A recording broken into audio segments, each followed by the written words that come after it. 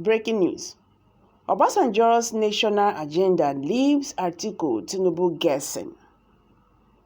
Victory in politics is obviously dominated by winning strategies and the ability to continuously keeping the other contestants guessing almost perpetually as why Nigerian President Chief Olusegun Obasanjo can be described as a grandmaster at both mapping out strategies that keep his opponents at bay and at the same time turn the game in his favor.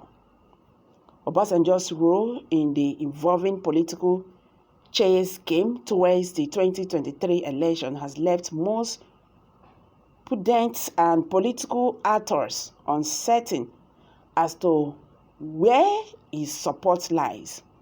All the presidential aspirant seems to have received his endorsement, but his body often conveys a total different message. His recent meeting in London with both Peter Obi of Labour Party and Governor Nyesom Wike of PDP, shortly after purportedly expressing support for Asiwaju Bola Tinubu, had set tongues wagging after his denial of showing support for Tinubu further compounded the uncertainty. The PDP presidential candidate, Alhaji Atiku Abubakar, was the utter farm's deputy for 8 years.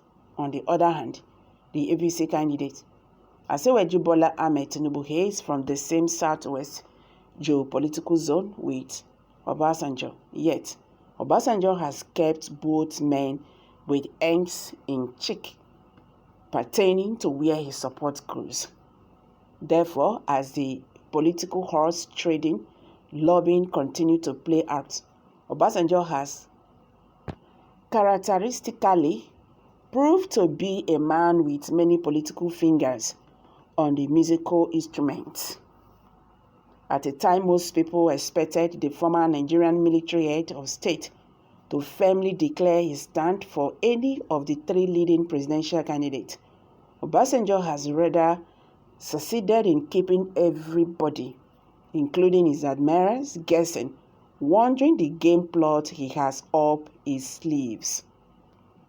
Though Obasanjo is in the league of eminent Nigerians who, for about 4 years now, has been constantly calling for the emergence of Igbo of Southeast extraction to be elected president of the country. The Civil War veteran has yet to publicly anoint the leader party candidate, Mr. Peter Obi, an Igbo man, as his preferred choice in the 2023 presidential election. After meeting with Obi, following concerns and rumors that Obasanjo would eventually declare his support and in clinching support for the Labour candidate, he shocked all with his apparently nationalistic but certainly a clearly shoulder-busting stance that he has no special candidate but a national agenda. Speaking in Minna, Niger State capital, during a visit to the former head of state, General Abdulsalami Abubakar, Obasanjo informed journalists who accosted him, "Thus, I don't have a special candidate. I have a national agenda. I have come to see my brother who was a bit indisposed, and when he was abroad, I had wanted to visit him. And the day I arrived in London to visit him was the day he left." Obasanjo and Abubakar had a closed-doors meeting of about 30 minutes. The guessing arithmetic, which political pundits gradually refer to as mid-game, is playing out very glaring. This is so because the former president had reportedly had private audiences separately with Tinubu and Obi. The two meetings took place within 2 weeks. After meeting with each of the candidates, he had denied supporting either of them. just as Tinubu and his camp were dancing for joy, brandishing Obasanjo's support and endorsement, he delivered a most deadly punch on them, as it is the most vulnerable fashion and period. According to Obasanjo, Tinubu knows that I will be deceiving him if I had told him I am supporting him for the 2023 presidential election. Let me repeat, I am not supporting Tinubu.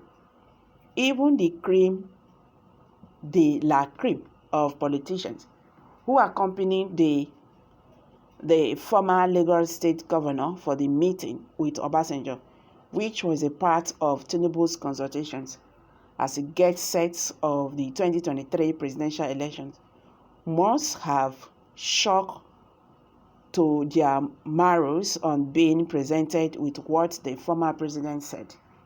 On Tinubu's entourage for the meeting included the Ogun State Governor, Mr. Dokpo Obiadon, a former interim chairman of the APC, Chief Bisi Akinde, the former governor of Ogun State, and the Speaker of House of Representatives, Honorable Femi Gbanjebiamila, among APC leaders and allies of the candidate. Yet, in spite of Obasanjo's claim that he never promised any support for Tinubu, Gbanjebiamila had conveniently noted that the ex-Nigerian president threw his weight behind the APC presidential candidate. When we were going to Obasanjo's house, we were 8, including Asiwaju, Tinubu, and me. We did not want many people to know about the meeting, so we were to meet Obasanjo and 5 others from his side. But when we eventually got there, we met something pleasantly shocking. Okay, a crowd of our supporters were already at the former president's house waiting for us. So Obasanjo told Asiwaju Tinubu to pick 3 people from his side, and that he would pick 3 from his side to meet behind closed doors. So I, Chief Osoba, and Chief Akinde and Asiwaju went from our side. My people, what I heard there, what Obasanjo said, the victory of Asiwaju is assured. Following Gbanjebiamila's submission of Obasanjo's support for Tinubu, a spokesman for the former leader, Akinde, countered that the interpretations given to his boss and utterances during Tinubu was very much misleading. He made it clear that Obasanjo is dissatisfied with the report about the meeting. The discussion during the visit was more brotherly than political. Those claiming to be insiders at the meeting issuing statements on the discussion are those crediting to me statements I had not made, are enemies of the visitor and are not doing the visitor any good, he said. So guys, I'm dropping it here. Kindly share your thoughts below the comment section. Thank you.